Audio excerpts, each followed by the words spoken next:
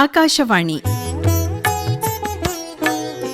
ಇಂದಿನ ಆರೋಗ್ಯ ಕಾರ್ಯಕ್ರಮದಲ್ಲಿ ಎಲುಬಿನ ಕ್ಯಾನ್ಸರ್ ಈ ವಿಷಯದ ಕುರಿತು ಡಾಕ್ಟರ್ ಕೆಆರ್ ಕಾಮತ್ ಅವರೊಂದಿಗೆ ಸೂರ್ಯನಾರಾಯಣ ಭಟ್ ಪಿಎಸ್ ಅವರು ನಡೆಸುವ ಸಂದರ್ಶನವನ್ನು ಕೇಳೋಣ. ಈಗ ನಮ್ಮ ಜೊತೆ ಇದ್ದಾರೆ ಡಾಕ್ಟರ್ ಕೆಆರ್ ಕಾಮತ್ ಅವರು ಮೂಳೆ ತಜ್ಞರಾಗಿ ಕೆಲಸ ನಿರ್ವಹಿಸ್ತಾ ಇದ್ದಾರೆ. ಮುಖ್ಯವಾಗಿ ಇವತ್ತು ಅವರ ಜೊತೆ ಮಾತಾಡುವ ವಿಷಯ ಏನು, ಮೂಳೆ ಇದೆ ಅದಕ್ಕೆ ಬರುವ ಕ್ಯಾನ್ಸರ್. ನಮಸ್ಕಾರ ಸರ್. ನಮಸ್ಕಾರ ಸರ್, ಈಗ ಎಲ್ಲ ಕಡೆಗೆ ಕ್ಯಾನ್ಸರನ್ನು ನಾವು ಕೇಳಿದ್ದೇವೆ, ಬೇರೆ ಬೇರೆ ರೀತಿಯ ಕ್ಯಾನ್ಸರ್ಗಳು. ನಮ್ಮ ಮೂಳೆಗೂ ಕೂಡ ಕ್ಯಾನ್ಸರ್ ಬರುವಂತಹ ಸಾಧ್ಯತೆಗಳಿದ್ದಾವ? ಖಂಡಿತವಾಗಿ. ಕ್ಯಾನ್ಸರ್ ಅನ್ನೋದು ಈಗ ಬಹಳ ಪ್ರಚಲಿತದಲ್ಲಿ ಇರುವಂತಹ ಒಂದು ರೋಗ ವಿಧಾನ. ಅದು ನಮ್ಮ ದೇಹದ ಎಲ್ಲ ಅಂಗಾಂಗಗಳಿಗೂ ಬರ್ಬೋದು. ಈ ಅಂಗಾಂಗಗಳಲ್ಲಿ ಬೋನ್ ಕೂಡ ಒಂದು ಅಂಗಾಂಗ. ಸೊ ಬೋನ್ನಲ್ಲಿ ಅಥವಾ ಎಲುಬಿನಲ್ಲಿ ಕೂಡ ಕ್ಯಾನ್ಸರ್ ಬರುತ್ತೆ. ಸೊ ಈ ಎಲುಬಿನ ಕ್ಯಾನ್ಸರ್ ನೀವು ಸಂಖ್ಯೆಯಲ್ಲಿ ಹೇಳಿದ್ರೆ ಶೇಕಡಾವಾರು ಕಡಿಮೆ ಎಲ್ಲ ಕ್ಯಾನ್ಸರನ್ನು ಲೆಕ್ಕ ಹಾಕಿದ್ರೆ, ಆದರೆ ಸಾಕಷ್ಟು ಬರ್ತದೆ. ಬಂದಾಗ ಬಹಳ ತೊಂದರೆಯನ್ನು ನೀಡುವಂತಹ ಒಂದು ಕ್ಯಾನ್ಸರ್ ಆಗಿರ್ತದೆ. ಇದರಲ್ಲಿ ಎರಡು ವಿಧವಾಗಿರ್ತದೆ, ಒಂದು ಬಿನೈನ್ ಮತ್ತೆ ಮ್ಯಾಲಿಗ್ನೆಂಟ್ ಅಂತ. ಈ ಬಿನೈನ್ ಮತ್ತು ಮ್ಯಾಲಿಗ್ನೆಂಟ್ ಅಂದ್ರೆ ಏನು ವ್ಯತ್ಯಾಸ? ಅದು ಬಿನೈನ್ ಅಂತ ಹೇಳಿದ್ರೆ ಅದು ಬಹಳ ತೊಂದರೆ ಕೊಡದೇ ಇರುವಂತಹ ಒಂದು ಸ್ವೆಲ್ಲಿಂಗ್ ಅಥವಾ ಒಂದು ಏನು ಹೇಳೋದು ಊತ. ಆ ಸ್ವೆಲ್ಲಿಂಗ್ ಏನಾಗುತ್ತೆ ಅಂತೇಳಿ ಏನು ದೊಡ್ಡ ತೊಂದರೆ ಕೊಡೋದಿಲ್ಲ. ಬಹಳ ಅಪರೂಪವಾಗಿ ಅದು ಮತ್ತೆ ದೊಡ್ಡ ಕ್ಯಾನ್ಸರ್ ಅಥವಾ ಮ್ಯಾಲಿಗ್ನೆಂಟ್ ಕ್ಯಾನ್ಸರ್ಗೆ ಸೇರ್ಬೋದು. ಸೊ ಸಾಧಾರಣ ಬರುವಂಥದ್ದು ನಮ್ಮ ಬೋನಲ್ಲಿ ಅಲ್ಲಲ್ಲಿ ಗುಳ್ಳೆಗಳು. ಇದು ಕೆಲವರಿಗೆ ಹುಟ್ಟು ಬಂದಿರ್ತದೆ. ಮನುಷ್ಯನ ಜೀವದಲ್ಲಿ ನೂರಾರು ಗುಳ್ಳೆಗಳು, ಬೋನ್ಗಳು, ಅದಕ್ಕೆ ಎಕ್ಸಾಸ್ಟೋಸಿಸ್ ಅಂತ ಹೇಳ್ತೇವೆ. ಬೋನಿನ ಹೊರಗೆ ಬಂದಂಥ ಒಂದು ಗುಳ್ಳೆಗಳು. ಸೊ ಇದು ಬೋನಿಂದ ಬಂದಿರ್ತದೆ, ಅಲ್ಲಲ್ಲಿ ಕಾಣ್ತದೆ. ಸೊ ಅದರಲ್ಲಿ ಏನು ತೊಂದರೆ ಇರೋದಿಲ್ಲ. ಒಂದು ಸ್ವಲ್ಪ ದಿವಸ ನಮಗೆ ಯಾಕೆ ಹೇಗೆ ಆಗಿದೆ ಅಂತ ಇದು ಮಗುವಿರಾಗಲೇ ಕೆಲವೊಮ್ಮೆ ಗೊತ್ತಾಗೋದುಂಟು, ಅಥವಾ 12, 15 ಹೀಗೆ ಮೆಚುರಿಟಿ ಬರುವಾಗ ಆ ಟೈಮ್ನಲ್ಲಿ ಕೂಡ ಗೊತ್ತಾಗೋದುಂಟು. ಹಾಗೆ ಜನ ನಮ್ಮಲ್ಲಿ ಕರ್ಕೊಂಡ್ಬರ್ತಾರೆ. ನಾವು ಒಂದು ಕಡೆ ಉಂಟು ಅಂತ ಹೇಳಿದ್ರೆ ನಾವು ಇಡೀ ದೇಹದಲ್ಲಿ ಬೇರೆಲ್ಲ ಎಲುಬಲ್ಲಿ ಎಲ್ಲಾದರೂ ಉಂಟು ಅಂತ ನೋಡ್ತೀವಿ. ಅದಕ್ಕೆ ಬೇಕಾದ ಎಕ್ಸ್ರೇ ಎಲ್ಲ ತೆಗೆದು ನೋಡ್ತೀವಿ. ಮತ್ತು ಅವ್ರಿಗೆ ಹೇಳ್ತೀವಿ ಇದರಲ್ಲಿ ಏನು ತೊಂದರೆ ಆಗೋದಿಲ್ಲ, ನಿಮ್ಗೇನಾದರೂ ಇದರಲ್ಲಿ ನೋವು ಬಂದರೆ ಅಥವಾ ಅದು ಸಡನ್ನ ದೊಡ್ಡದಾದರೆ ಅಥವಾ ಎಲ್ಲಿಯಾದರೂ ನಿಮಗೆ ನರ ದೌರ್ಬಲ್ಯಗಳು ಏನೋ ಉಂಟಾದರೆ ಬನ್ನಿ, ಅಂಥ ಟೈಮ್ನಲ್ಲಿ ನಾವು ತೆಗೆಸ್ಕೊಡ್ತೇವೆ. ಇಲ್ಲಾದರೆ ಇದನ್ನು ಹಾಗೇ ಬಿಡೋಣ, ಅದರಲ್ಲಿ ಏನಾಗೋದಿಲ್ಲ ಅಂತ ಹೇಳ್ತೇವೆ. ಅದಕ್ಕೆ ಮಲ್ಟಿಪಲ್ ಹೆರಿಡಿಟರಿ ಎಕ್ಸಾಸ್ಟೋಸಿಸ್ ಅಂತ. ಇದು ಆನುವಂಶಿಕವಾಗಿ ಕೂಡ ಬರ್ತದೆ. ಈಗ ತಾಯಿಗೆ ಕೂಡ ಇರುವಂಥ ಚಾನ್ಸ್ ಇರುತ್ತೆ, ತಂದೆ ಕೂಡ ಇರುವಂಥ ಚಾನ್ಸ್ ಮಗುವಿಗೆ ಬಂದಿದ್ರೆ. ಸೊ ಅವರ ಮೈಯನ್ನು ಕೂಡ ನಾವು ತಡ್ಕಾಡಿ ನೋಡ್ತೇವೆ, ಎಲ್ಲಾದರೂ ಸ್ವೆಲ್ಲಿಂಗ್ ಉಂಟಾ ಅಂತ. ಇದೆ ಅಂತೇಳಿ ಅವ್ರಿಗೆ ಹೇಳ್ತೇವೆ, ನೋಡಿ ನಿಮಗೆ ಕೂಡ ಇತ್ತು, ಸೊ ನೀವು ಅಷ್ಟಕ್ಕೇನು ಬಾದರ್ ಮಾಡಿಲ್ಲ, ಏನೂ ತೊಂದರೆ ಆಗಿಲ್ಲ, ಸೊ ಇನ್ನು ಮುಂದೆ ಕೂಡ ಏನು ತೊಂದರೆ ಆಗೋದಿಲ್ಲ, ಆರಾಮಾಗಿರಿ, ಏನಾದರೂ ಬಂದರೆ ಬನ್ನಿ ಅಂತ ಹೇಳ್ತೇವೆ. ಯಾಕಂದರೆ ಇಂಥ ಗುಳ್ಳೆಗಳು ಮತ್ತೆ ಕ್ಯಾನ್ಸರ್ ಆಗಿ ಅಥವಾ ಮ್ಯಾಲಿಗ್ನೆಂಟ್ ಕ್ಯಾನ್ಸರ್ ತೊಂದರೆ ಕೊಡುವಂಥ ಗುಳ್ಳೆಗಳಾಗಿ ಪರಿವರ್ತನೆ ಆಗೋದು 1 ರಿಂದ 10% ಮಾತ್ರ. ಸೊ ಮತ್ತು ಅದಕ್ಕಾಗಿ ಎಲ್ಲ ಗುಳ್ಳೆಗಳನ್ನು ತೆಗೆಯುವಂಥ ಅಗತ್ಯ ಕೂಡ ಇರುವುದಿಲ್ಲ. ಒಂದೊಂದು ಸಲ ಮುಂಗೈಯಲ್ಲಿರುವಂಥ ಒಂದು ಕೆಲವು ಗುಳ್ಳೆಗಳನ್ನು ನಾವು ತೆಗಿತೇವೆ, ಯಾಕಂದರೆ ಅವರಿಗೆ ಮೂವ್ಮೆಂಟ್ ರಿಸ್ಟ್ರಿಕ್ಷನ್ ಆಗ್ತದೆ. ಕೆಲಸ ಕಾರ್ಯಗಳನ್ನು ಮಾಡಲಿಕ್ಕೆ ತೊಂದರೆ ಬಂದರೆ ಅಂಥ ಸಂದರ್ಭದಲ್ಲಿ ಅಂಥ ಒಂದು ಸ್ವೆಲ್ಲಿಂಗನ್ನು ತೆಗಿಲಿಕ್ಕೆ ಪ್ರಯತ್ನ ಮಾಡ್ತೇವೆ. ಇದು ಬಿನೈನ್ ಟ್ಯೂಮರ್ ಕಾಮನ್ ಆಗಿ ಬರುವಂಥದ್ದು. ಈಗ ಗುಳ್ಳೆಗಳು ಬರ್ತದೆ ಅಂತ ಹೇಳಿದ್ರಿ, ಈ ಗುಳ್ಳೆಗಳು ಬರಲಿಕ್ಕೆ ಏನಾದ್ರು ಕಾರಣಗಳು ಉಂಟಾ? ಹೌದು, ನಿಜವಾಗಿ ಕ್ಯಾನ್ಸರ್ ಬರಲಿಕ್ಕೆ ಬಹಳಷ್ಟು ಕಾರಣಗಳಿದೆ. ಅನುವಂಶೀಯ ಬೋನ್ನ ಫಾರ್ಮೇಷನ್ನಲ್ಲಿ, ಅಂದರೆ ನಾವು ಯೂಟ್ರಸ್ ಗರ್ಭಪಾತ್ರೆಯಲ್ಲಿ ಇರುವಾಗಲೇ, ಎಂಬ್ರಿಯೋ ಆಗಿರುವಾಗಲೇ ನಮಗೆ ನಮ್ಮ ಜೀವಕೋಶದಲ್ಲಿ ಜೆನೆಟಿಕ್ ಆಗಿ ಜೀನ್ಸ್ದಾಗಿ ಬರೋ ಕಾಯಿಲೆಗಳಿಂದ ಈ ಥರದ ಗುಳ್ಳೆಗಳು ಬರ್ತವೆ. ಸೊ ಇದು ಒಂದು ಸಾಧಾರಣ ಕಾರಣ. ಇದು ಬಿಟ್ಟರೆ ಬೇರೆ ಗುಳ್ಳೆಗಳು ನಮ್ಮಲ್ಲಿ ಹ್ಯಾಬಿಟ್ಸಿಂದ ಬರ್ಬೋದು. ಒಂದು ಬೋನ್ ಟ್ಯೂಮರ್ಸ್ ಬರಲಿಕ್ಕೆ ಕಾರಣ ಹೇಳೋದಾದರೆ ರೇಡಿಯೇಷನಿಂದ ಬರ್ಬೋದು. ಅಗತ್ಯಕ್ಕಿಂತ ಜಾಸ್ತಿ ಶೇಖರಣೆಗೆ ನಾವು ಒಗ್ಗಿಕೊಂಡಾಗ ಅಥವಾ ಅಂಥ ಒಂದು ಪರಿಸ್ಥಿತಿಯಲ್ಲಿ ಇರಬೇಕಾದಂಥ ತೊಂದರೆಗಳು ಬಂದಾಗ, ಮತ್ತು ಕೆಲವು ಸಲ ನಮ್ಮ ಜೆನೆಟಿಕ್ ಮ್ಯೂಟೇಷನ್, ಸೊ ಆಗ ಕೂಡ ಬೋನ್ ಟ್ಯೂಮರ್ ಬರುತ್ತೆ. ಮತ್ತು ಸ್ಮೋಕಿಂಗು ಅಂಥ ದುಶ್ಚಟಗಳಿಂದ ಕೂಡ ಬೇರೆ ಬೇರೆ ಕ್ಯಾನ್ಸರ್ಗಳು ಬಂದು ಈ ಕ್ಯಾನ್ಸರ್ ನಮ್ಮ ಬೋನಿಗೆ ಬರ್ತದೆ. ನಿಜವಾಗಿ ಬೋನಿಗೆ ಕ್ಯಾನ್ಸರ್ ಬೇರೆ ಕಡೆಯಿಂದ ಬರ್ತದೆ. ಈಗ ಯಾವ್ಯಾವ ಕಡೆಯಿಂದೆಲ್ಲ ಬೋನಿಗೆ ಬರಬಹುದು? ನಮ್ಮಲ್ಲಿ ಈಗ ಹೆಂಗಸರಲ್ಲಿ ಸ್ತನದ ಕ್ಯಾನ್ಸರ್ ಅದು ಬೋನಿಗೆ ಬರ್ಬೋದು. ಅದಕ್ಕೆ ಮೆಟಾಸ್ಟಾಟಿಕ್ ಬೋನ್ ಡಿಸೀಸ್ ಅಂತ ಹೇಳ್ತೇವೆ, ಡ್ಯೂ ಟು ಬ್ರೆಸ್ಟ್ ಕ್ಯಾನ್ಸರ್. ಹಾಗೆ ಗಂಡಸರಲ್ಲಿ ಪ್ರೋಸ್ಟೇಟ್ ಅಂತ ಒಂದು ಗ್ರಂಥಿ ಇದೆ, ಅದರಿಂದ ಬರ್ಬೋದು. ಕಿಡ್ನಿಯಿಂದ ಬರ್ಬೋದು, ಕರುಳಿನಿಂದ, ಶ್ವಾಸಕೋಶದಿಂದ, ಥೈರಾಯ್ಡ್ ಗ್ರಂಥಿಯಿಂದ, ಈ ಎಲ್ಲ ಕಡೆಯಿಂದ ಕ್ಯಾನ್ಸರ್ ಸ್ಟಾರ್ಟ್ ಆಗಿ 4ನೇ ಸ್ಟೇಜ್ ಅಂತ ಹೇಳ್ತೀವಿ ನಾವು, ಆ ಸ್ಟೇಜಿಗೆ ಬೋನಿಗೆ ಬರ್ತದೆ. ಸೊ ಈಗಾಗಲೇ ಈ ಕ್ಯಾನ್ಸರ್ ಬಂದು ಕೆಲವೊಮ್ಮೆ ಟ್ರೀಟ್ಮೆಂಟ್ ಆಗಿರ್ತದೆ, ಕೆಲವೊಮ್ಮೆ ಟ್ರೀಟ್ಮೆಂಟ್ ಆಗಿರೋದಿಲ್ಲ, ಗೊತ್ತೇ ಇರೋದಿಲ್ಲ. ಆಗ ಅದು ಬೋನಿಗೆ ಬಂದ ಮೇಲೆ ಗೊತ್ತಾಗೋದಿದೆ. ಎಷ್ಟೋ ಸರ್ತಿ ನಮಗೆ ಬೋನಿಗೆ ಬೆನ್ನು ನೋವು ಅಂತ ಬಂದವರಲ್ಲಿ ನಾವು ಎಕ್ಸ್ರೇ ಮಾಡಿದಾಗ ಏನೋ ಒಂದು ನಮಗೆ ಸಂಶಯ ಬರ್ತದೆ, ಇಲ್ಲೆಲ್ಲೋ ಕ್ಯಾನ್ಸರ್ನ ಅಂಶ ಥರ ಕಾಣ್ತದೆ ಅಂತ. ಆಗ ನಾವು ಮುಂದುವರಿದ ಇನ್ವೆಸ್ಟಿಗೇಷನ್ಸ್ ಅದನ್ನು ಮಾಡಿದಾಗ ನಮಗೆ ಕ್ಯಾನ್ಸರ್ ಇರೋದು ಖಾತ್ರಿ ಆಗ್ತದೆ. ಅದಕ್ಕೆ ಬೇಕಾದ ಸುಮಾರು ಟೆಸ್ಟ್ಗಳನ್ನು ಮಾಡಬೇಕಾಗ್ತದೆ. ಕೆಲವೊಮ್ಮೆ ಏನಿಲ್ಲ, ಇಷ್ಟು ಸಣ್ಣ ಬೆನ್ನು ನೋವಿಗೆ ಡಾಕ್ಟ್ರ್ ಇಷ್ಟು ಟೆಸ್ಟ್ ಯಾಕೆ ಹೇಳಿದರು ಅಂತ ಅನ್ನಿಸ್ತದೆ. ಅದಕ್ಕೆ ಕಾರಣ ಕ್ಯಾನ್ಸರ್ ಇದೇನಾ ಬೇರೆ ಎಲ್ಲಿಯಾದರೂ ಇದೇನಾ ಅಂತ ನೋಡಲಿಕ್ಕೆ ಅಲ್ಟ್ರಾಸೌಂಡು, MRI ಮತ್ತು ಬೋನ್ ಸ್ಕ್ಯಾನ್, ಪೆಟ್ ಸ್ಕ್ಯಾನ್, ಈ ಥರದ ಸ್ಕ್ಯಾನ್ಗಳನ್ನು ಹೇಳುವಂಥ ಒಂದು ಸಂದರ್ಭ ಇದೆ. ಸೊ ಜನರಲ್ಲಿ ಅನಿಸ್ಬೋದು ಏನಿರಲಿಲ್ಲ, ಸಣ್ಣಗೆ ಹೋಗಿದ್ದಕ್ಕೆ ಇಷ್ಟೆಲ್ಲ ಮಾಡ್ತಾ ಇದ್ದಾರೆ ಅಂತ. ಬಹುಶಃ ಡಾಕ್ಟ್ರಿಗೆ ಆ ಥರ ಸಂಶಯ ಬಂದಿದ್ದರೆ, ಎಲುಬಿನ ತಜ್ಞರಿಗೆ ಅಥವಾ ಬೇರೆ ತಜ್ಞರಿಗೆ ಈ ಸಂಶಯ ಬಂದಾಗ ಅವರು ಆ ಟೆಸ್ಟ್ಗಳನ್ನು ಮಾಡಲಿಕ್ಕೆ ಹೇಳ್ತಾರೆ. ಯಾಕೆಂದರೆ ಬೋನಿಗೆ ಬೇರೆ ಕಡೆಯಿಂದ ಬರೋದೇ ಜಾಸ್ತಿ ಟ್ಯೂಮರ್, ಅದಕ್ಕೆ ಸೆಕೆಂಡ್ರಿ ಅಂತ ಹೇಳ್ತೇವೆ.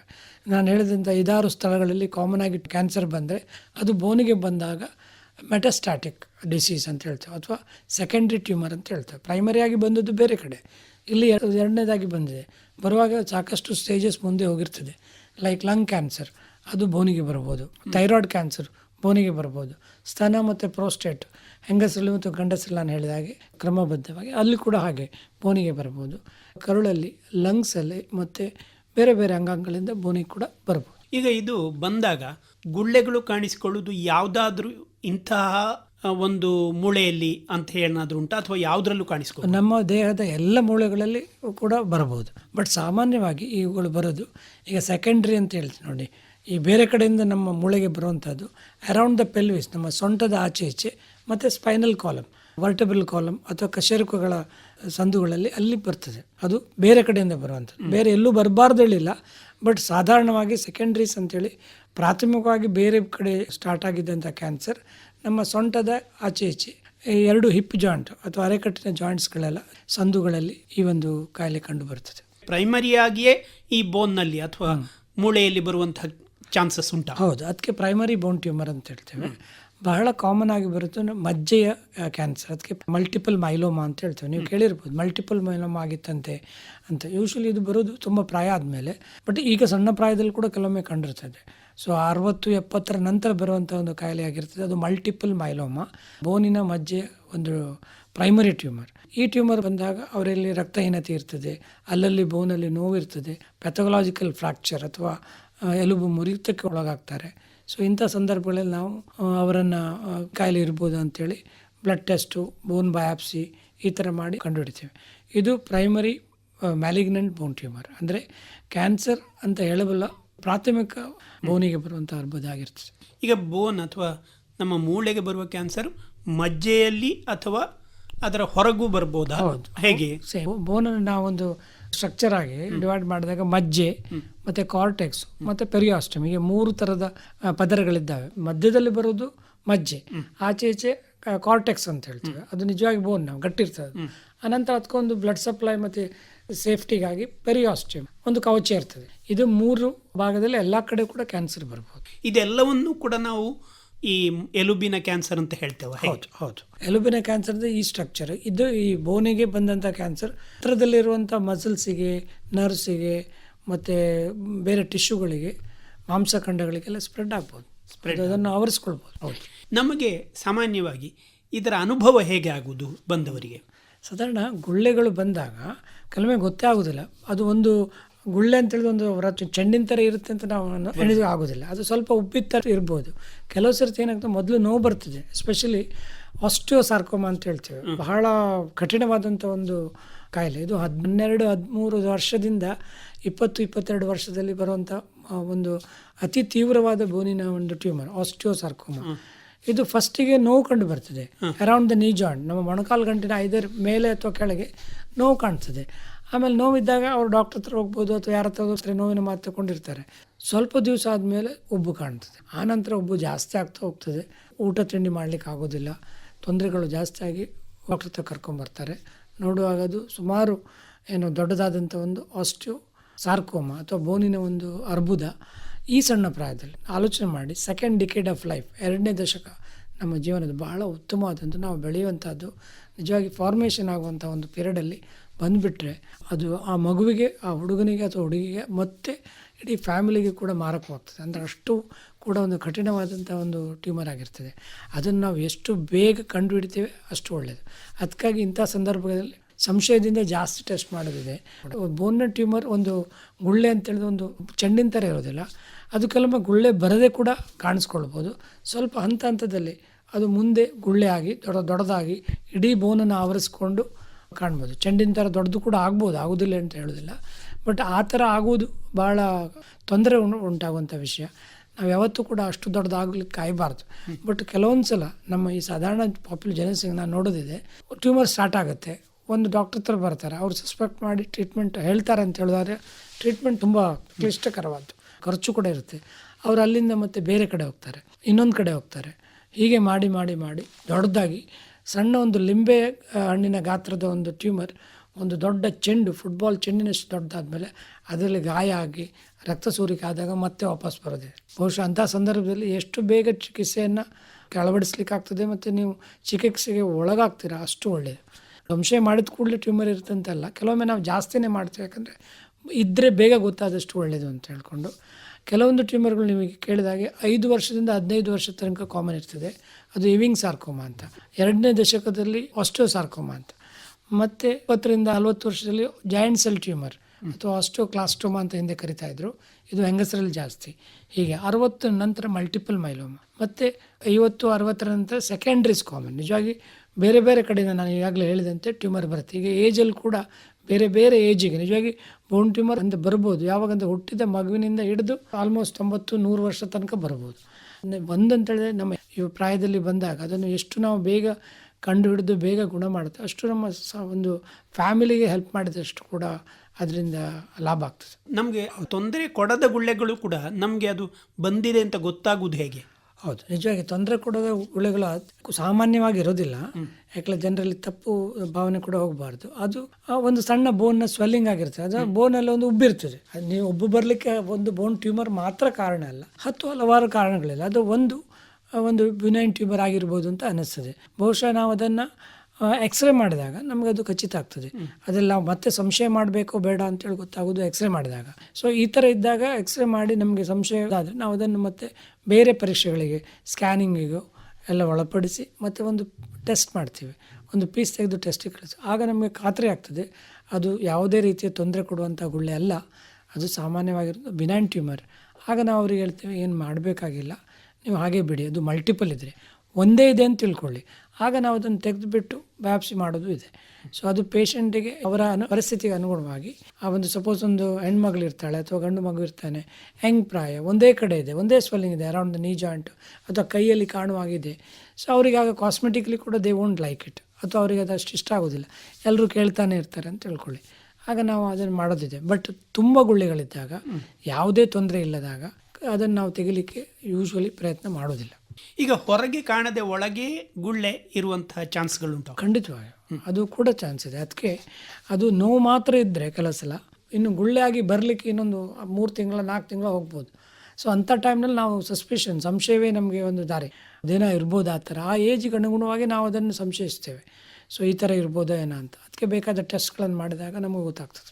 ಈಗ ಈ ಗುಳ್ಳೆಯನ್ನು ನಾವು ಏನು ಟ್ರೀಟ್ಮೆಂಟ್ ಅಥವಾ ಅದಕ್ಕೆ ಏನಾದರೂ ಔಷಧ ಕೊಡದೆ ಹಾಗೆ ಬಿಟ್ಟರೆ ಅದನ್ನು ಏನಾಗ್ಬೋದು? ಹೌದು, ನೀವು ಕೇಳಿದಾಗೆ ಬಿನೈನ್ ಟ್ಯೂಮರ್ಸ್ ಅಂತ ಹೇಳ್ತೀವಲ್ಲ, ಅವುಗಳಿಗೆ ಏನೇ ಮಾಡಬೇಕಾಗೇ ಇಲ್ಲ. ನಾನೇ ಹೇಳ್ತಾ ಇದ್ದೀನಿ, ಅಂಥದ್ದೇನು ದೊಡ್ಡದು ಮಲ್ಟಿಪಲ್ ಇರ್ಬೋದು, ಏನೇ ಮಾಡಬೇಕಾಗಿಲ್ಲ. ಒಂದಿದ್ದರೆ ಪೇಷಂಟ್ನ ಒಂದು ಅವರ ಅಗತ್ಯಕ್ಕೆ ಅನುಗುಣವಾಗಿ ಟ್ರೀಟ್ಮೆಂಟ್ ಮಾಡ್ತೀವಿ. ಬೇರೆ ಈಗ ಕ್ಯಾನ್ಸರ್ ಇರುವಂಥ ಅಥವಾ ಮ್ಯಾಲಿಗ್ನೆಂಟ್ ಗುಳ್ಳೆಗಳಿಗೆ ಚಿಕಿತ್ಸೆ ಮಾಡಿದರೆ ಅದು ಜೀವಕ್ಕೆ ಅಪಾಯ ತರ್ಬೋದು. ಮಾತ್ರ ಹಂತ ಹಂತವಾಗಿ ಅದು ಜಾಸ್ತಿ ಆಗ್ತದೆ. ಅದು 1-2 ತಿಂಗಳಲ್ಲಾಗ್ಬೋದು, 4 ತಿಂಗಳಲ್ಲಾಗ್ಬೋದು, 1 ವರ್ಷದಲ್ಲಾಗ್ಬೋದು, 2-3 ವರ್ಷದಲ್ಲಾಗ್ಬೋದು. ಬಟ್ ಆಗ ನಮಗೆ ಮೊದಲು 2 ವರ್ಷದಿಂದ ಮಾಡಿದರೆ ಒಳ್ಳೇದಿತ್ತಲ್ಲ ಅಂತ ಅನ್ನಿಸ್ತದೆ. ಸೊ ಅದಕ್ಕಾಗಿ ಎಷ್ಟು ಬೇಗ ಅದನ್ನು ಒಂದು ತಜ್ಞ ವೈದ್ಯರಿಂದ ಪರೀಕ್ಷೆ ಮಾಡಿಸಿ ಅದಕ್ಕೆ ಸರಿಯಾದ ಚಿಕಿತ್ಸೆಯನ್ನು ಅಥವಾ ಅನುಭವವನ್ನು ಪಡೆದು ಮಾಡಿಕೊಳ್ಳೋದು ಒಳ್ಳೆಯದು. ಸೊ ಯಾವುದನ್ನು ಹಾಗೆ ಬಿಡೋದು ಅಂತ ಹೇಳಿದ್ರೆ ಅದಕ್ಕೆ ಬಹುಶಃ ತಜ್ಞ ವೈದ್ಯರು ಸಲಹೆ ಕೊಟ್ಟಿರಬೇಕು, ನೀವು ಅದನ್ನು ಹಾಗೆ ಬಿಡಿ, ತೊಂದರೆ ಇಲ್ಲ ಅಂತ. ಸೊ ಜನ ಯೂಶ್ವಲಿ ಮಾಡ್ತಾರೆ, ಅವರು ಒಬ್ಬರತ್ರಲ್ಲ ಇಬ್ಬರತ್ರ ಕೂಡ ಕೇಳೋದುಂಟು. So just to confirm what has been happen, ಅದು ಯಾವ ಥರ ಆಗಿದೆ ಮತ್ತು ಏನು ಅಂತ ತಿಳ್ಕೊಳ್ತಾರೆ, ಅದ್ರದ್ದು ಏನು ತಪ್ಪಿಲ್ಲ. ಸೊ ಬಹುಶಃ ಇಂಥ ಸಂದರ್ಭದಲ್ಲಿ ವೈದ್ಯರ ಒಂದು ಮಾತನ್ನು ಅಥವಾ ಒಂದು ಸಲಹೆಯನ್ನು ಬಹಳ ಗಂಭೀರವಾಗಿ ತೆಗೆದುಕೊಂಡು ಅನುಕರಿಸುವುದು ಬಹಳ ಉತ್ತಮ. ಈಗ ಈ ಥರದ ಗುಳ್ಳೆಗಳು ಅಥವಾ ಟ್ಯೂಮರ್ಗಳು ಬರೋದು ಒಂದೇ ಎಲುಬಿಗೆ ಬರ್ತದ, ದೇಹದ ಬೇರೆ ಬೇರೆ ಎಲುಬುಗಳಿಗೆಲ್ಲ ಬರ್ತದೆ? ಹೌದು, ಇನ್ನು ಬಿನೈನ್ ಅಥವಾ ತೊಂದರೆ ಕೊಡದಂತಹವುಗಳು ಬೇರೆ ಬೇರೆ ಎಲುಬಿಗೆ ಒಂದೇ ಸಲ ಬರ್ಬೋದು. ಆದರೆ ಕ್ಯಾನ್ಸರಸ್ ಬರೋದು ಒಂದು ಎಲುಬಲ್ಲಿ ಸಾಧಾರಣವಾಗಿ ಕಾಣುತ್ತೆ. ಸೊ ಅದು ತುಂಬ ಡೇಂಜರ್. ಅದನ್ನು ಎಷ್ಟು ಬೇಗ ನಾವು ಟ್ರೀಟ್ಮೆಂಟ್ ಮಾಡ್ತೇವೆ. ಟ್ರೀಟ್ಮೆಂಟ್ ಅಂದರೆ ಅದು ತೆಗೆಯೋದು ಶಸ್ತ್ರಚಿಕಿತ್ಸೆ ಮಾತ್ರ ಅಲ್ಲ, ಅದಕ್ಕೆ ಬೇರೆ ಬೇರೆ ಇದೆ. ಕೀಮೋಥೆರಪಿ ಮಾಡಬೇಕಾಗುತ್ತೆ. ಎಷ್ಟೋ ಸಲ ಕೀಮೋಥೆರಪಿ ಕೊಟ್ಟು, ನೀವು ಅಡ್ಜುವೆಂಟ್ ಕೀಮೋಥೆರಪಿ ಅಂತ ಹೇಳ್ತೇವೆ, ಆ ಗಾತ್ರವನ್ನು ಸಣ್ಣದಾಗಿಸಿ ಅದರ ಕಾಠಿಣ್ಯತೆಯನ್ನು ಕಡಿಮೆ ಮಾಡಿಸಿ ಆಮೇಲೆ ನಾವು ಆಪ್ರೇಷನ್ ಮಾಡಿ ಮತ್ತೆ ರೇಡಿಯೇಷನ್ ಥೆರಪಿ. ಕೆಲವು ಜೀವಕೋಶಗಳು ಉಳಿದಿರ್ಬೋದು. ಈ ಅರ್ಬುದದ ಜೀವಕೋಶಗಳು ಉಳಿದ್ರೆ ಅವುಗಳನ್ನು ನಿಯಂತ್ರಣ ಅಥವಾ ಅವುಗಳನ್ನು ನಾಶ ಮಾಡಲಿಕ್ಕೆ ರೇಡಿಯೇಷನ್ ಥೆರಪಿ, ಹೀಗೆ 3 ಚಿಕಿತ್ಸಾ ವಿಧಾನಗಳನ್ನು ಸೇರಿಸಿ ಮಾಡುವಂಥ ಒಂದು ಪ್ರಕ್ರಿಯೆಯನ್ನು ನಾವು ಮಾಡ್ತೀವಿ. ಈಗ ಇದು ಒಂದು ಟ್ಯೂಮರ್ ಬಂತು, ಕ್ಯಾನ್ಸರಸ್ ಅಂತ ಗೊತ್ತಾಯಿತು ಅಂತ ಇಟ್ಕೊಳ್ಳಿ, ಅದರ ಮೇಲೆ ಮುಂದೆ ಅದರಲ್ಲಿ ಸ್ಟೇಜಸ್ ಅಂತ ಏನಾದರೂ ಇರ್ತದಾ? ಬೇರೆ ಕ್ಯಾನ್ಸರ್ಗಳಲ್ಲಿ ಫಸ್ಟ್, ಸೆಕೆಂಡ್, ಥರ್ಡ್ ಹೀಗೆ ಹೇಳ್ತೇವಲ್ಲ, ಹಾಗೆ ಇರ್ತದ ಇದರಲ್ಲಿ? ಹೌದು, ಎಲ್ಲ ಕ್ಯಾನ್ಸರ್ಗಳಿದ್ದಾಗೆ ಇದರಲ್ಲಿ ಕೂಡ ಅದು ಬಿನೈನ್ ಆರ್ ಮ್ಯಾಲಿಗ್ನೆಂಟ್. ಫಸ್ಟಿಗೆ ನಾವು ಅದನ್ನು ನೋಡ್ತೇವೆ. ಸಿಂಪಲ್ ಇದ್ದಕ್ಕೆ ನಾವೇನು ಮ್ಯಾಕ್ಸಿಮಮ್ ಅಂತ ಹೇಳಿದ್ರೆ ಒಂದು ಸಿಂಗಲ್ ಇದ್ದರೆ ತೆಗೆದುಕೊಡುವಂಥದ್ದು ಒಂದು ಮಾಡೋದು. ಇಂಥ ಬೇರೆ ಇದ್ದಾಗ ಅವುಗಳನ್ನು ನಾವು ಸ್ಟೇಜ್ ಮಾಡಲಿಕ್ಕೆ ಮೊದಲು MRI ಸ್ಕ್ಯಾನ್ ಮಾಡ್ತೀವಿ. MRI ಸ್ಕ್ಯಾನಲ್ಲಿ ಗೊತ್ತಾಗುತ್ತೆ. ಬೋನ್ ಸ್ಕ್ಯಾನ್ ಅಂತದ್ದು ಅದು ಮಾಡ್ತೀವಿ. ಬೇರೆ ಕಡೆ ಏನಾದರೂ ಅಂಶಗಳು ಇದ್ದಾವ, ನಮಗೆ ಟ್ಯೂಮರ್ ಬೇರೆ ಎಲ್ಲಾದರೂ ಅದ್ರ ಈಗಾಗಲೇ ಸ್ಪ್ರೆಡ್ ಆಗಿದೆ, ಇದೆಲ್ಲ ತಿಳ್ಕೊಳ್ಳಿಕ್ಕೆ ಬೋನ್ ಸ್ಕ್ಯಾನು. ಮತ್ತು ನಾವು ಖಚಿತವಾಗಿ ಕಂಡುಹಿಡಲಿಕ್ಕೆ ಬಯಾಪ್ಸಿ ಅಂತ ಹೇಳ್ತೇವೆ. ಈ ಬಯಾಪ್ಸಿ ಮಾಡೋದ್ರಿಂದ ನಮಗೆ ಕರೆಕ್ಟ್ ಗೊತ್ತಾಗ್ತದೆ ಟ್ಯೂಮರ್ ಅದು ಹೌದಾ ಅಲ್ವಾ, ಮತ್ತು ಯಾವ ಟ್ಯೂಮರು, ಮತ್ತು ಯಾವ ಗ್ರೇಡಲ್ಲಿದೆ, ಮತ್ತು ಅದರದ್ದು ಯಾವುದೆಲ್ಲ ಬೇರೆ ಬೇರೆ ಟೆಸ್ಟ್ ಮಾಡಿ ಹೊಸ ಟ್ರೀಟ್ಮೆಂಟ್ ಯಾವ ಥರದಕ್ಕೆ ತಾಗುತ್ತೆ, ಅಂದರೆ ಒಳ್ಳೆಯ ಫಲಿತಾಂಶವನ್ನು ನೀಡುತ್ತೆ ಅಂತ ಹೇಳ್ಕೊಂಡು ಕಂಡುಹಿಡಲಿಕ್ಕೆ ಬಯಾಪ್ಸಿ ಅಥವಾ ಒಂದು ಪೀಸ್ ತೆಗೆದು ಅದು ನಾವು ಹೇಳ್ತೀವಲ್ಲ, ಅದು ಒಂದು ಸಣ್ಣ ಗಾಯ ಹಾಕಿಬಿಟ್ಟು ಅದನ್ನು ತೆಗೆದು ಟೆಸ್ಟಿಗೆ ಕಳಿಸ್ತೇವೆ. ಪೆಥಾಲಜಿ ಡಿಪಾರ್ಟ್ಮೆಂಟಲ್ಲಿ ಅದಕ್ಕೆ ಬೇಕಾದಂಥ ನಮಗೆ ರಿಪೋರ್ಟ್ ಕೊಡಲಿಕ್ಕೆ ತಜ್ಞ ವೈದ್ಯರು ಇರ್ತಾರೆ. ಈಗ ಒಂದ್ಸಲ ಇದು ಕ್ಯಾನ್ಸರಸ್ ಅಂತ ಗೊತ್ತಾಯಿತು, ಮುಂದಿನ ಹಂತದ ಚಿಕಿತ್ಸೆಗಳು ಯಾವ ಥರ? ಚಿಕಿತ್ಸೆ ನಾವೊಮ್ಮೆ ನಮಗೆ ಡಯಾಗ್ನೋಸಿಸ್ ಕನ್ಫರ್ಮ್ ಆದಮೇಲೆ ಒಂದು ಮಲ್ಟಿ ಸಿಸ್ಟಮ್, ಅದು ಒಬ್ಬರೇ ಅಲ್ಲ, ನಾನು ಶಸ್ತ್ರಚಿಕಿತ್ಸಕ ಅಥವಾ ಆರ್ಥೋಪೆಡಿಕ್ ಸರ್ಜನ್, ಮತ್ತು ಮೆಡಿಕಲ್ ಆಂಕಾಲಜಿಸ್ಟ್ ಕೀಮೋಥೆರಪಿ ಕೊಡ್ತಾರೆ, ರೇಡಿಯೇಷನ್ ಆಂಕಾಲಜಿಸ್ಟ್ ಇರ್ತಾರೆ, ಪೆಥಾಲಜಿಸ್ಟ್ ಇರ್ತಾರೆ, ಮತ್ತು ನಮಗೆ ಕೌನ್ಸಿಲಿಂಗ್ ಎಲ್ಲ ಬೇಕಾಗೋದು, ಇಡೀ ಫ್ಯಾಮಿಲಿಗೂ ಬೇಕಾಗೋದು, ಪೇಷಂಟಿಗೂ ಬೇಕು, ಸೈಕ್ಯಾಟ್ರಿಸ್ಟ್, ಸೈಕಾಲಜಿಸ್ಟ್ ಇರ್ತಾರೆ, ಮತ್ತು ಫಿಸಿಷಿಯನ್ಸ್ ಇರ್ತಾರೆ ನಮ್ಮ ಜೊತೆ. ಬೇರೆ ನಮಗೆ ಕೆಲವು ಭಾಗಗಳು ಬೇರೆ ಇನ್ನೊಂದು ಕಡೆ ಕ್ಯಾನ್ಸರ್ ಇತ್ತು, ಅದು ಇಲ್ಲಿಗೆ ಬಂದಿತ್ತಾದರೆ ಸರ್ಜನ್ನು ಅವ್ರದ್ದು ಕೂಡ ಇದಿರ್ತದೆ. ಲೇಡಿ ಆದರೆ ಲೇಡಿ ಡಾಕ್ಟರ್ ಅಗತ್ಯ ಕೂಡ, OBG ಡಿಪಾರ್ಟ್ಮೆಂಟ್ ಕೂಡ ಬರ್ತದೆ. ಹೀಗೆ ಇಂಥ ಒಂದು ಗೊತ್ತಾದಾಗ ನಾವು ಟ್ಯೂಮರ್ ಬೋರ್ಡ್ ಅಂತ ಇರ್ತದೆ ಒಂದು ಆಸ್ಪತ್ರೆಯಲ್ಲಿ. ಸಾಧಾರಣವಾಗಿ ದೊಡ್ಡ ಆಸ್ಪತ್ರೆಗಳಲ್ಲಿ ಟ್ಯೂಮರ್ ಬೋರ್ಡ್ ಅಂತ, ಆ ಟ್ಯೂಮರ್ ಬೋರ್ಡಲ್ಲಿ ಎಲ್ಲರೂ ಸದಸ್ಯರಾಗಿರ್ತಾರೆ. ನಾನು ಹೇಳಿದಂಥ ಕೆಲವು ವಿಭಾಗಗಳ ತಜ್ಞ ವೈದ್ಯರು, ಎಕ್ಸ್ಪೀರಿಯನ್ಸ್ಡ್ ವೈದ್ಯರು ಇರ್ತಾರೆ. ಸೊ ಅವ್ರ ಹತ್ರ ಅವರು ಚರ್ಚೆ ಮಾಡ್ತಾರೆ, ಹಾಗೆ ಮಾಡಿ ಚಿಕಿತ್ಸೆಯನ್ನು ಮಾಡ್ತಾರೆ. ಇದರಲ್ಲಿ ಫಿಸಿಯೋಥೆರಪಿಸ್ಟು, ರಿಹಾಬಿಲಿಟೇಷನ್ ಸ್ಪೆಷಲಿಸ್ಟು ಅವರು ಕೂಡ ಸೇರ್ತಾರೆ. ಈಗ ಇದಕ್ಕೆ ಶಸ್ತ್ರಚಿಕಿತ್ಸೆ ಮಾಡಿದ ಮೇಲೆ ಇದನ್ನು ಈ ಪ್ರೋಸೆಸ್ ಮಾಡುವಾಗ ಶಸ್ತ್ರಚಿಕಿತ್ಸೆ ಬೇಕೇ ಬೇಕಾಗ್ತದ, ಹೇಗೆ? ಹೌದು, ಅಂದರೆ ಈ ನೀವು ಮ್ಯಾಲಿಗ್ನೆಂಟ್ ಟ್ಯೂಮರ್ ಅಥವಾ ಕಠಿಣ ಫಲಿತಾಂಶವನ್ನು ಕೊಡುವಂಥ ಟ್ಯೂಮರ್ಗಳಲ್ಲಿ ಫಸ್ಟಿಗೆ ಅದನ್ನು ಕಡಿಮೆ ಮಾಡಲಿಕ್ಕೆ ನಿಯೋ ಅಡ್ಜುವೆಂಟ್ ಕೀಮೋಥೆರಪಿ ಅಂತ ಒಂದು ಈಗ ಔಷಧ ಕೊಟ್ಟು ಅದನ್ನು ಸಣ್ಣ ಮಾಡೋದು ಆ ಟ್ಯೂಮರನ್ನು, ಮತ್ತು ಅದನ್ನು ನಿಷ್ಕ್ರಿಯಗೊಳಿಸಲಿಕ್ಕೆ ಪ್ರಯತ್ನ ಮಾಡ್ತೀವಿ. ಆಮೇಲೆ ಸರ್ಜರಿ ಮಾಡ್ತೀವಿ. ಸರ್ವೇ ಸಾಧಾರಣವಾಗಿ ಸರ್ಜರಿ ಬೇಕೇ ಕೆಲವೊಂದು ಸಂದರ್ಭದಲ್ಲಿ ಅದು ಸ್ಥಿತಿ ಮೀರಿದರೆ ಅಥವಾ ಅವರ ಜನರಲ್ ಕಂಡೀಷನ್ ಸರಿಯಿಲ್ಲ, ತುಂಬ ಕ್ಲಿಷ್ಟಕರವಾದಂಥ ಸಂದರ್ಭಗಳಲ್ಲಿ ಕೆಲವೊಮ್ಮೆ ಸರ್ಜರಿ ಮಾಡದೇ ಇರ್ಬೋದು. ಬಟ್ ಸಾಧಾರಣವಾಗಿ ಇಂಥ ಮ್ಯಾಲಿಗ್ನೆಂಟ್ ಟ್ಯೂಮರ್ಸಲ್ಲಿ ಸರ್ಜರಿ ಬೇಕಾಗ್ತದೆ, ಅದಕ್ಕೆ ಕೀಮೋಥೆರಪಿನೂ ಬೇಕಾಗ್ತದೆ, ಮತ್ತು ರೇಡಿಯೇಷನ್ ಕೂಡ ಬೇಕಾಗ್ತದೆ. ಶೇಖರಣೆಗಳಿಂದ ಅವುಗಳನ್ನು ಸೆಲ್ಸನ್ನು ನಿಷ್ಕ್ರಿಯಗೊಳಿಸಲಿಕ್ಕೆ ಕೂಡ ಪ್ರಯತ್ನ ಮಾಡಬೇಕಾಗ್ತದೆ. ಇದಲ್ಲದೆ ಬೇರೆ ಹಲವಾರು ವಿಭಾಗಗಳ ಸಹಾಯ ಕೂಡ ಬೇಕಾಗ್ತದೆ. ಈಗ ಸರ್ಜರಿ ಮಾಡುವುದಿದ್ರೆ ಅದೊಂದು ದೊಡ್ಡ, ಅಂದರೆ ಅತ್ಯಂತ ಸೀರಿಯಸ್ ಆದಂಥ ದೊಡ್ಡ ಒಂದು ಆಪರೇಷನ್ ಅಂತ ನಾವು ಹೇಳ್ತೇವಲ್ಲ, ಆ ಥರದ ಸರ್ಜರಿ ನೀವು ಹೇಳಿದ ಕರೆಕ್ಟ್, ಮೇಜರ್ ಆಪರೇಷನ್ ಆಗಿರ್ತದೆ, ಮತ್ತು ಮಾಡುವವರೇ ಮಾಡಬೇಕು. ಅಂದರೆ ಯೂಶ್ವಲಿ ಈಗೇನಾಗಿದೆ ಅಂತ ಹೇಳಿದ್ರೆ ತುಂಬ ಜನ ವೈದ್ಯ ಮಿತ್ರರು ಆರ್ಥೋಪೆಡಿಕ್ ಮಾಡಿ, ಆರ್ಥೋಪೆಡಿಕ್ ಆಂಕಾಲಜಿ ಅಂತ ಹೇಳಿದ್ರೆ ನಮ್ಮ ಅರ್ಬುದ ರೋಗದಲ್ಲಿ ಎಲುಬುಗಳಿಗೆ ಬರೋ ಅರ್ಬುದವನ್ನು ಶಸ್ತ್ರಚಿಕಿತ್ಸೆಯಿಂದ ತೆಗೆಯುವಂಥವ್ರು ಕೂಡ ಈಗ ಸಿದ್ಧರಾಗ್ತಾ ಇದ್ದಾರೆ ಸಾಕಷ್ಟು ಮಂದಿ. ನಾವು ಆರ್ಥೋಪೆಡಿಷನ್ ಆಗಿ ಕೂಡ ಮಾಡ್ತೇವೆ. ಆಗ ಅವರು ಇಂಥ ಸರ್ಜರಿಗಳನ್ನು ಮಾತ್ರವೇ ಮಾಡ್ತಾ ಇರ್ತಾರೆ, ಆರ್ಥೋಪೆಡಿಕ್ ಆಂಕೋ ಸರ್ಜನ್ಸ್. ಅದಕ್ಕೆ ಬೇಕಾದ ಸೌಲಭ್ಯಗಳು ಬೇಕಾಗ್ತವೆ. ದೊಡ್ಡ ದೊಡ್ಡ ಆಸ್ಪತ್ರೆಗಳಲ್ಲಿ ಅದಕ್ಕೆ ಬೇಕಾದ ಸೌಲಭ್ಯಗಳು ಕೂಡ ಇರ್ತದೆ. ಸಾಧಾರಣವಾಗಿ ಬಯಾಪ್ಸಿ ಅಂತ ಹೇಳ್ಕೊಂಡು ಯಾರದು ಮಾಡ್ತಾರೆ ಅವರೇ ಮೇಜರ್ ಸರ್ಜರಿ ಅದಕ್ಕೆ ಮುಂದೆ ಬೇಕಾದ ಸರ್ಜರಿ ಮಾಡಿದರೆ ಉತ್ತಮ ಆಗಿರ್ತದೆ. ಅದರಿಂದ ಕೆಲವೊಮ್ಮೆ ಡಾಕ್ಟ್ರುಗಳು ಏನು ಮಾಡ್ತಾರಂತೆ, ಈ ಬೋನ್ ಟ್ಯೂಮರಲ್ಲಿದ್ದಾಗ ನೀವು ಚಿಕಿತ್ಸೆಯನ್ನು ಇಂಥ ಸ್ಥಳದಲ್ಲಿ ಅಥವಾ ಇಂಥ ಆಸ್ಪತ್ರೆಯಲ್ಲಿ ಅಥವಾ ಇಂಥ ಡಾಕ್ಟರ್ ಕೈಯಲ್ಲಿ ಮಾಡಿಸ್ಕೊಳ್ಳಿ, ಒಳ್ಳೆಯದಾಗುತ್ತೆ ಅಂತ ಹೇಳ್ತಾರೆ. ಬಹುಶಃ ಅದನ್ನು ಆ ನಿಯಮವನ್ನು ಪಾಲಿಸಬೇಕಾಗ್ತದೆ. ಅದರಿಂದ ನಿಮಗೆ ಒಳ್ಳೆಯ ರಿಸಲ್ಟ್ ಅಥವಾ ಫಲಿತಾಂಶ ಮತ್ತು ಗುಣ ಆಗುವ ಚಾನ್ಸಸ್ಸು ಜಾಸ್ತಿ ಆಗ್ತದೆ. ಸಾಮಾನ್ಯ ಒಂದು ಸಲ ಈ ಶಸ್ತ್ರಚಿಕಿತ್ಸೆ ಮಾಡಿದ ಮೇಲೆ ಉಳಿದ ಚಿಕಿತ್ಸೆಗಳೆಲ್ಲ ಎಷ್ಟು ಸಮಯ ತಗೊಳ್ತದೆ? ಇದು ನಮ್ಮ ಟ್ಯೂಮರ್ ಮೇಲೆ ಡಿಪೆಂಡ್ ಆಗಿರ್ತದೆ, ಯಾವ ಥರದ ಕಾಯಿಲೆ ಬಂದಿದೆ. ಆ ಮ್ಯಾಲಿಗ್ನೆಂಟ್ ಟ್ಯೂಮರಲ್ಲಿ ಸುಮಾರು ಟೈಪ್ ಇದೆ. ಸೊ ಅದು ಸರ್ವೇ ಸಾಧಾರಣ 1 ರಿಂದ 2 ವರ್ಷದ ತನಕ ಟ್ರೀಟ್ಮೆಂಟ್ ಬೇಕಾಗ್ಬೋದು. ಕೀಮೋಥೆರಪಿ ಒಂದು 3-4 ತಿಂಗಳ 6 ತಿಂಗಳ ಡಿಪೆಂಡಿಂಗ್ ಆನ್ ದ ಟ್ಯೂಮರು, ಅದರ ಸ್ಟೇಜು, ಟೈಪು, ಬೇರೆ ಬೇರೆ ಹೆಸರುಗಳಿದ್ದಾವೆ ಟ್ಯೂಮರ್ಗಳಿಗೆ. ಸೊ ಅದಕ್ಕೆ ಅನುಗುಣವಾಗಿ ಹೋಗ್ತದೆ. ಸೊ ಟ್ರೀಟ್ಮೆಂಟ್ ಮಾತ್ರ ಮಾಡಿದರೆ ಸಾಲದು, ಗುಣ ಆದಮೇಲೆ ಕೂಡ ಒಂದು ರೆಗ್ಯುಲರ್ ಫಾಲೋಅಪ್ ಬೇಕಾಗ್ತದೆ. ಸಾಧಾರಣವಾಗಿ 5 ವರ್ಷದ ತನಕ ಫಾಲೋಅಪ್ ಖಂಡಿತವಾಗಿ ಮಾಡ್ತೇವೆ. ಅದು ಡಿಪೆಂಡಿಂಗ್ ಆನ್ ದ ಟ್ಯೂಮರ್ ಮೇಲೆ, ಯಾವ ಹೆಸರಿನ ಟ್ಯೂಮರ್ ಇದೆ, ಯಾವುದಾದ ಕಠಿಣತೆ ಯಾವ ಗ್ರೇಡಲ್ಲಿತ್ತು ನೋಡಿಬಿಟ್ಟು ಒಂದೂವರೆ ವರ್ಷದಲ್ಲಿ ಗುಣ ಆದರೆ ಕೂಡ ಮತ್ತೆ ಕೂಡ ಒಂದು 3-4 ವರ್ಷ ಬರಲಿಕ್ಕೆ ಹೇಳ್ತೇವೆ. ಮತ್ತು even then we always observe such people. ಏನಾದರೂ ಸಣ್ಣ ಪುಟ್ಟ ತೊಂದರೆ ಆದರೆ ಬಂದು ತೋರಿಸಿ, ಯಾಕಂದರೆ ಅಲ್ಲಿ ಏನಾದರೂ ಪ್ರಾಬ್ಲಮ್ ಆಗಿದೆ ಅಂತ ಖಾತ್ರಿ ಮಾಡಿ, ಇಲ್ಲ ಅಂತ ಅನಿಸಿದ ಮೇಲೇ ಅವರಿಗೆ ನಾವು ಕಳಿಸ್ಕೊಡ್ತೇವೆ.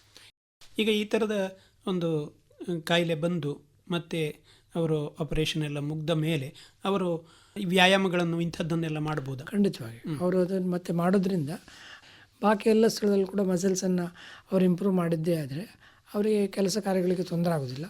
ಮತ್ತು ಕೆಲವು ಆಪ್ರೇಷನ್ ಆದಮೇಲೆ ಆ ಜಾಗದಲ್ಲಿ ಕೂಡ ಮಸಲ್ಸಿಗೆ ಸ್ಟ್ರೆಂತ್ ಬರಲಿಕ್ಕೆ ವ್ಯಾಯಾಮ ಮಾಡಬೇಕಾಗ್ತದೆ. ಒಟ್ಟಾರೆಯಾಗಿ ಹೇಳೋದಿದ್ದರೆ ಈ ಒಂದು ಎಲುಬಿನ ಒಂದು ಕ್ಯಾನ್ಸರ್ ಬರುವುದರ ಅದರ ಬಗ್ಗೆ ಜನರಿಗೆ ಏನು ಹೇಳಲಿಕ್ಕೆ ಇಷ್ಟಪಡ್ತೀರಿ? ಖಂಡಿತವಾಗಿ ಒಳ್ಳೆಯ ಒಂದು ಅವಕಾಶವನ್ನು ಕೊಟ್ಟಿದ್ದೀರಾ ನೀವು. ಬೋನ್ ಟ್ಯೂಮರ್ ಒಂದು ಬಹಳ ಸಾಮಾನ್ಯವಾಗಿ ಬರುವಂಥ ಟ್ಯೂಮರ್ ಅಲ್ಲ. ಬಂದಾಗ ಅದನ್ನು ಎಷ್ಟು ಬೇಗ ನಾವು ಕಂಡುಹಿಡಿತೇವೆ, ಅಷ್ಟು ಬೇಗ ಮತ್ತು ಎಷ್ಟು ಉತ್ತಮ ರೀತಿಯಲ್ಲಿ ಅದನ್ನು ನಿರ್ವಹಿಸಿ ಟ್ರೀಟ್ಮೆಂಟ್ ಮಾಡ್ತೀವಿ. ಮತ್ತು ಯಾರು ಮಾಡ್ತಾರೆ, ಯಾವ ಜಾಗದಲ್ಲಿ ಮಾಡ್ತಾರೆ, ಇದೆಲ್ಲ ಕೂಡ ಒಂದು ಡಿಪೆಂಡಿಂಗ್ ಫ್ಯಾಕ್ಟರ್ಸ್. ಇವುಗಳನ್ನು ಅನುಸರಿಸಿ ಎಲ್ಲರೂ ಕೂಡ ಯಾವತ್ತಾದರೂ ಸಂಶಯ ಬಂದರೆ ಅಥವಾ ನಿರ್ಲಕ್ಷ್ಯ ಮಾಡಬಾರ್ದು. ಮತ್ತು ಡಾಕ್ಟ್ರ್ ಹೇಳಿದ್ದನ್ನು ಪ್ರಶ್ನಿಸ್ಬೋದು, ತಪ್ಪಿಲ್ಲ. ಆದರೆ ಬೇರೆ ಬೇರೆ ವಿಧಾನಗಳಿಗೆ ಅಥವಾ ಹೋಗಿ ಮತ್ತೆ ತುಂಬ ಡಿಲೇ ಆಗಿ ಮತ್ತೆ ಕಷ್ಟಕ್ಕೊಳಗಬಾರ್ದು ಅನ್ನೋ ಒಂದು ಉದ್ದೇಶದಿಂದ ಬೋನ್ ಟ್ಯೂಮರ್ ಬಗ್ಗೆ ಎಲ್ಲರೂ ಸ್ವಲ್ಪ ಮಟ್ಟಿಗೆ ಮಾಹಿತಿ ತಗೊಂಡ್ರೆ, ಮತ್ತು ಅಂಥ ಒಂದು ಸಂದರ್ಭದಲ್ಲಿ ಎಷ್ಟೋ ಸರ್ತಿ ಬೇಗ ಸರಿಯಾದ ಚಿಕಿತ್ಸೆ ಮಾಡಿಸೋದ್ರಿಂದ ಒಬ್ಬ ವ್ಯಕ್ತಿಯ ಜೀವ ಮಾತ್ರ ಅಲ್ಲ, ಇಡೀ ಫ್ಯಾಮಿಲಿ ಮತ್ತು ಎಕ್ಸ್ಟೆಂಡೆಡ್ ಫ್ಯಾಮಿಲಿ ಇಷ್ಟು ಜನರಿಗೆ ಕೂಡ ತೊಂದರೆ ಆಗ್ತದೆ. ಒಂದು ಬೋನ್ ಟ್ಯೂಮರ್ ಬಂದಾಗ, ಎಸ್ಪೆಷಲಿ ಮ್ಯಾಲಿಗ್ನೆನ್ಸ್ ಟ್ಯೂಮರ್ ಬಂದಾಗ ಇಡೀ ಫ್ಯಾಮಿಲಿ ಕುಟುಂಬದ ಮೇಲೆ ಒಂದು ಬಹಳ ಹೊರೆಯಾಗಿ ಇಡೀ ಕುಟುಂಬವನ್ನೇ ಅದು ಹಿಂಡಿ ಹಾಕಿಬಿಡ್ತದೆ. ಸೊ ಅಂಥ ಸಂದರ್ಭಗಳನ್ನು ಕಡಿಮೆ ಮಾಡ್ಬೋದು. ಮತ್ತು ಈಗ ಬಂದಾಗ ಧೈರ್ಯವಾಗಿ ಆದಷ್ಟು ಮಟ್ಟಿಗೆ ಕೆಲವೊಂದು ಸರ್ತಿ ನಾವು ಬೇರೆ ಬೇರೆ ಸ್ಕೀಮ್ಗಳನ್ನು ಮತ್ತು ಈ NGOಗಳಿಂದ ಸಹಾಯಗಳನ್ನೆಲ್ಲ ಮಾಡಿಸಿ, ಈಗ ಹೆಚ್ಚಿನ ವೈದ್ಯರು ಕೂಡ ಅಂಥ ಸಂದರ್ಭದಲ್ಲಿ ಹೆಲ್ಪ್ ಕೂಡ ಮಾಡ್ತಾರೆ. ಅದೆಲ್ಲೂ ಕೂಡ ನಮಗೆ ಸಹಕಾರಿ ಸಂಘಗಳಾಗಲಿ, ಈ ಸ್ಕೀಮ್ಗಳಾಗಲಿ, ಬೇರೆ ಬೇರೆ ಸರ್ಕಾರದಿಂದ ಬರುವಂಥ ಸಹಾಯಗಳಾಗಲಿ ಉಪಯೋಗಿಸಿಕೊಂಡು ಅದನ್ನು ನಾವು ಆ ಒಂದು ಪರಿಸ್ಥಿತಿಯಿಂದ ಹೊರಬರಲಿಕ್ಕೆ ಖಂಡಿತವಾಗಿ ಪ್ರಯತ್ನ ಮಾಡ್ಬೋದು. ಸೊ ಇಂಥ ಒಂದು ಬೋನ್ ಟ್ಯೂಮರ್ ಆ ಲೆಕ್ಕದಲ್ಲಿ, ಯಾಕಂದರೆ ಬರೋದು ಕಡಿಮೆ, ಬಂದರೆ ಬಹಳ ತೊಂದರೆ ಕೊಡ್ತದೆ ಅನ್ನೋ ಒಂದು ವಿಷಯವನ್ನು ತಿಳಿಸ್ಕೊಡ್ಲಿಕ್ಕೆ ನೀವೊಂದು ಅವಕಾಶ ಮಾಡಿದ್ದೀರಾ. ಧನ್ಯವಾದಗಳು. ಧನ್ಯವಾದಗಳು ಸರ್. ಈ ಕಾರ್ಯಕ್ರಮದಲ್ಲಿ ಭಾಗವಹಿಸಿದ್ದಕ್ಕೆ ಧನ್ಯವಾದಗಳು ಸರ್. ನಮಸ್ಕಾರ. ನಮಸ್ತೆ, ಥ್ಯಾಂಕ್ ಯು. ಇದುವರೆಗೆ ಇಂದಿನ ಆರೋಗ್ಯ ಕಾರ್ಯಕ್ರಮದಲ್ಲಿ ಎಲುಬಿನ ಕ್ಯಾನ್ಸರ್ ಈ ವಿಷಯದ ಕುರಿತು ಡಾಕ್ಟರ್ KR ಕಾಮತ್ ಅವರೊಂದಿಗೆ ಸೂರ್ಯನಾರಾಯಣ ಭಟ್ PS ಅವರು ನಡೆಸಿದ ಸಂದರ್ಶನವನ್ನು ಕೇಳಿದಿರಿ. ಮುಂದಿನ ಕಾರ್ಯಕ್ರಮದಲ್ಲಿ ಮತ್ತೆ ಭೇಟಿಯಾಗೋಣ. ನಮಸ್ಕಾರ. ರಾಜ್ಯದ ಎಲ್ಲ ಬಾನುಲಿ ಕೇಂದ್ರಗಳಿಂದ ಪ್ರಸಾರವಾದ ಈ ಕಾರ್ಯಕ್ರಮ ಆಕಾಶವಾಣಿ ಮಂಗಳೂರು ಕೇಂದ್ರದ ಕೊಡುಗೆ.